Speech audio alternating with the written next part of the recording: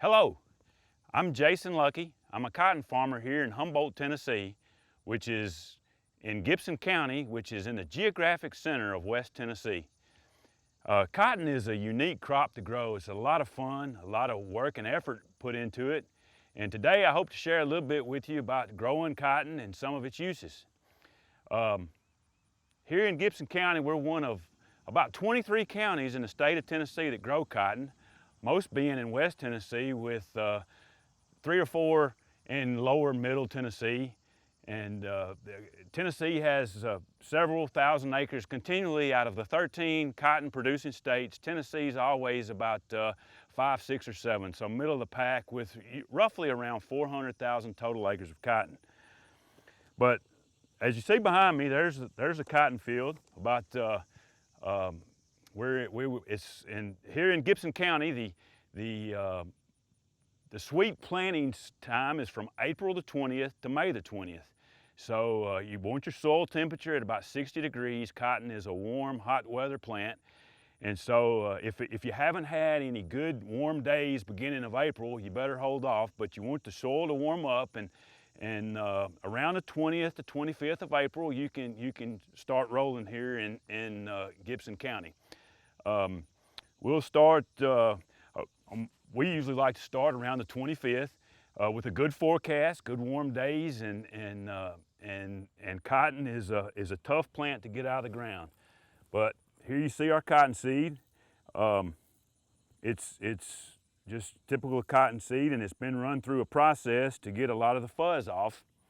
And we'll get to the fuzz in a minute, but they call it delinting, and so they'll run it through a process, and then they'll put a little seed treatment on it for fungicide, or for to help get it going and established early in the spring when the ground's cool, and some adverse weather that we can always have in late April and May. So after we get it planted and wrap up the planting season, cotton is a crop that it takes a lot of, about every bug out there loves to eat on it or something. So when it comes up, there's thrips that like to suck it and make it, and so it does take a lot of insecticide and a lot of scouting. We use sweep nets to go through and zing try to see what's out there. You sweep across the plant, and any bugs that would be in there you catch in there, and then you look through and find the bugs. I see here where there goes a plant bug, and that's one of our main pests. The plant bug will, well, I guess I'm jumping ahead of myself. We need to, after we've got the plant established and growing, and we've begun to square. And when it's squaring, I don't know if you can see this, but there is a very small square right there. And right here beside it is a brown square that the plant bug has fed on. And when he fed on that little square, and he pierced it and sucked it and fed on it, and that square will fall off. And so essentially you have lost that potential of the crop. So if you have plant bugs bad enough, that's what the damage they do. But this square, as it gets bigger and bigger, there's the next level. It'll be a square kind of as it gets bigger and bigger, and it finally opens up into a white bloom. After the white bloom, the second day, it turns into the pink bloom. And then the bloom will dry up and fall off and leave you with a little bowl. And then the bowl, it just gets bigger and bigger and bigger until you get to this point of the game where you have several bowls on the plant. And you see here in September, we're beginning to open. And at this stage, when you get bigger bowls, then you have a lot of other pests that are beginning. You got to worry about the stink bug. Everybody knows the stink bug. It's in your gardens at home. It may be in and you've seen a stink bug, and it's one of those that if you ever get it in your hand, and he'll let off an odor, and the stink bug likes to pierce and suck, and when he does that, the lock that he feeds on will be dry, and so you may have 3 good locks, but the lock that the stink bug is fed on will be dried up and just a little old knot. Also, the other pest that we have to watch out for is bollworms. Used to, we had to spray a whole lot for bollworms, but with the advent of BT, which is a naturally occurring gene that is safe, it's a gene, but science figured out how to incorporate the BT gene in, so as the worm feeds, then the worm would die. So by science figuring this out, we don't spray as many hard pesticides as we used to spray, thanks to science and the BT gene. So if you ever hear about the BT gene and that it's dangerous, it is a naturally occurring gene that plants have produced. So back to the cotton plant here, we've got a nice loaded plant. Hadn't counted the bolls, but you can see there's several bolls on it, and it's beginning to open. So we've got 3 open. We have 1 that's cracking. At this stage, we begin to start thinking about our harvest. At harvest, I've pulled a lot of the leaves off this plant so you can see it, but it's pretty much came out of this field here, so you can see how many leaves and all are in there. So when you run a picker through cotton, you want it, and I'm sure if any of you have drove through West Tennessee or in cotton producing counties, you've seen the snow white fields. Well, we have to spray, there's 2 things we spray. When it gets about 50% open, and both of these are just basically naturally occurring hormones in the plant, we just give it a higher dose.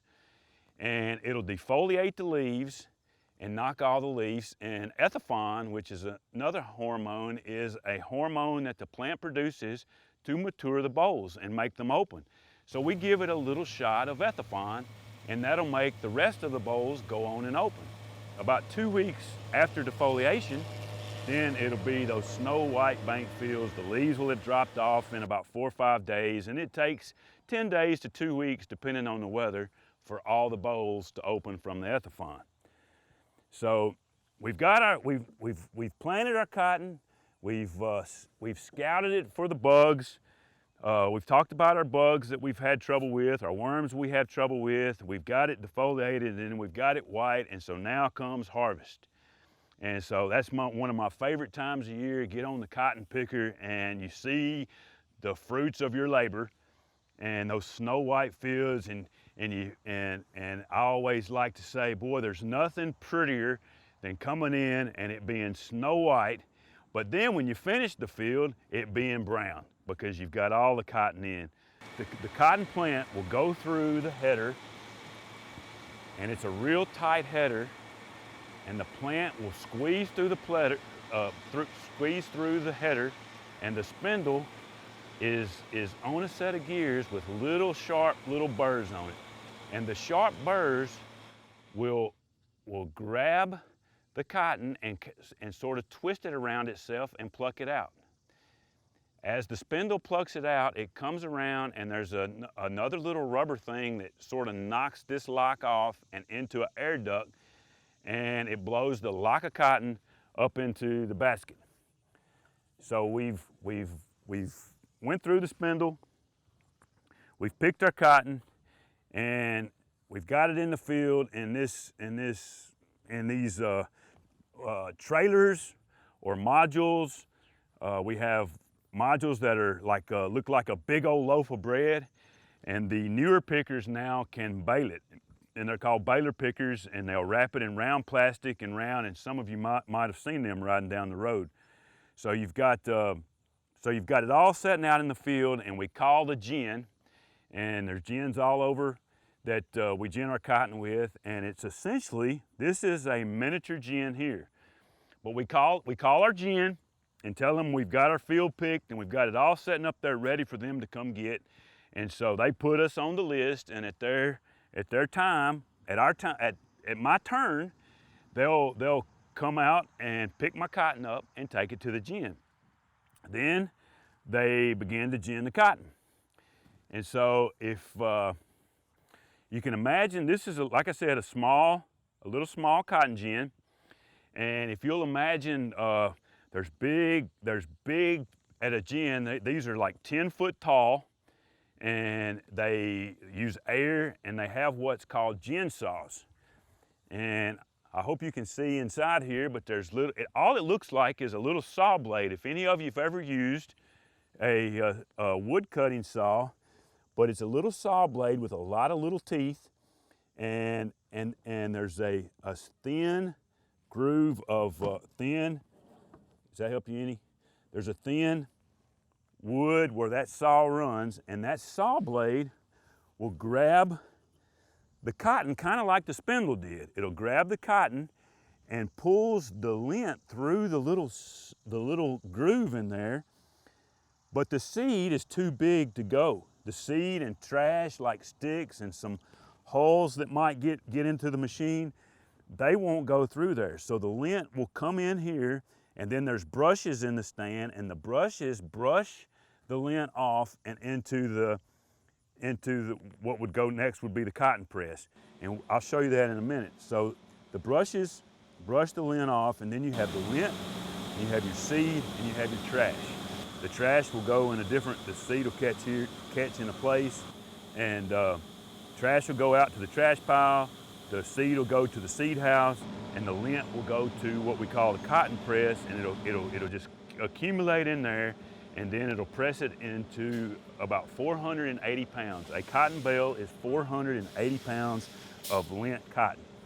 And this is lint cotton where I wish you could feel it. I wish you could feel it because it's just so soft. It's been ginned. There's no seeds, there's no trash. But I will, when we were talking about defoliating, I'm gonna back up a little here and show you the little pieces of leaf.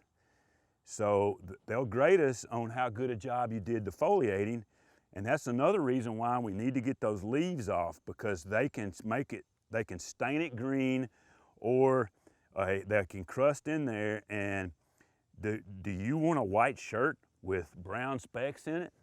Not many people want to go buy a shirt at the store and have it looking like that.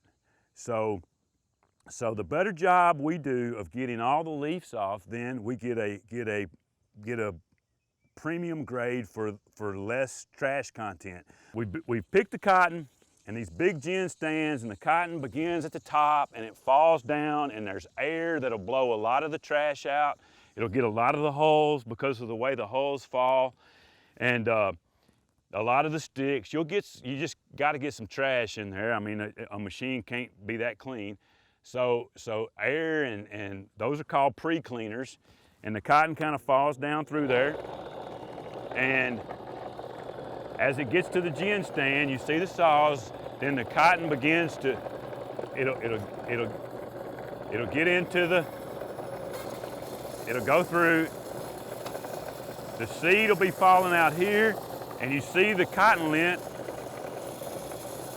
is coming in, and would be like I was talking to you about, going to the press. We've been running here and running small quantities in our little gin, and you see it's like a fluffy cloud. It comes out just like a cloud. It's so soft. Of course, my little gin doesn't do as good a job getting all the trash out, but it gets it real fluff. And I wish y'all could feel it, because when I do this with kids and they can touch it, and man, they say, oh, that's so soft. But so anyway, so now we've got the lint, and I told you the seed we've got the seed, and so we've and you say, well, what about we'll get to the lint in a minute. Let's back up to the seed here, because a lot of people know about the lint and clothes and diapers and but the seed is very useful as well. Of course, we'll have to take some and send it back to the delinter to plant next year. But then what's left is a very good. There's several main uses, but what's left is you could take the seed, and there's a lot of dairy farmers really like it. It's a good quality. They'll take the seed and grind it and make a feed out of it. Also, another use for the seed is there's an oil mill down in Memphis, and they send it to the oil mill, which down at it's cottonseed oil. And as you can see at the Luckey household, this was all we have left, but it's a very good frying oil. I fry my fish in it, and I do frying, but here at the Luckey household, we want to use cottonseed oil because I'm a cotton farmer. But the other thing, a little known fact, I don't know if any of you, but in New Orleans, there's a famous place that has beignets, which are little powdered donuts. And if you ever go to New Orleans, called Cafe Du Monde, he's been frying those beignets in cottonseed oil since the 1920s. And so that's just, I've always thought that was interesting, a real fine place like that. And a lot of people don't realize that cottonseed oil is, they thought, I've never had that. But then yet they go to Cafe Du Monde every time they go to New Orleans, and he has been using cottonseed oil to make his world famous beignets since the 1920s, and that's all he'll use. So that's pretty much got the seed. Feed, dairy feed especially, dairymen like it because it helps in some content of their milk. And so a lot of our seed goes up north to Wisconsin from here, and for dairy feed, and then to the oil mills. So that brings us back to the lint. So the lint, like I told you, it went to the press, and you can imagine that the cotton gins so it goes over to the press, and there's a big press, and it'll make, this is not even probably a pound, but the press will come in and make a 480-pound bale. And then they'll send it off and be graded. Like I told you, it was graded for, there's all kinds of grades that they've got fiber strength, of course the color and the quality and the trash in it. There's a grade, and so then it's sent a merchant or a Levi Strauss or whoever, a Ralph Lauren, to make a shirt. They look at these grades, and they know what they want for their specifics. And so they'll buy them and send them to their spinners, and this is called spinning. So you've got all these little fibers, and it's just you know, real, and so it'll go through a spinning process which combs it out, and then it combs it out, and this is kind of rough, but it begins to spin it, and you know, a single fiber. I don't know if in your class your teachers ever had you break a string and then gave you 10 strings, but 10 strings is much harder to break than just a single string. So by taking this and spinning it, you kind of twist all those fibers together, and you make your yarn and your thread.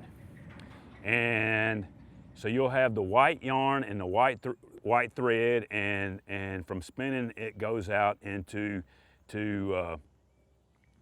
wherever. Of course, some people will take the cotton bale, like a diaper company. They don't need it spun, but they'll get a cotton bale and go through, and if you've got a little brother or a little sister at home, cut their diaper open. Don't cut a dirty one open, of course, but cut a clean one open, and you'll see some cotton in there used to absorb. And if you've ever helped your mom clean the kitchen and had a cotton rag, you can take a cotton rag and wipe up your mess, but you can take other fibers like polyester, won't soak up mess. So as we've been talking about uses for the lint, and with all our clothing and all, another use for the lint that you may not be aware of is that the U.S. Mint, 75% of the paper currency is the lint fiber.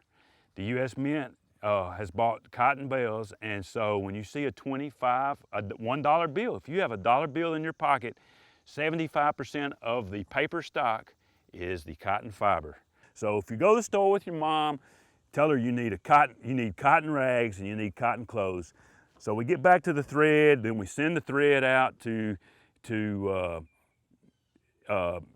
like your Levi's, your jeans. When you go to Walmart and you see your jeans, then you've think about the cotton farmer who started the whole process out, planting that little seed, and he worked through all his bugs, and he got through the harvest, got it to the gin, and I hope that gives you a little better understanding of where your clothes, where your oils, some of your cooking oils, and come from in this and throughout the process of producing cotton.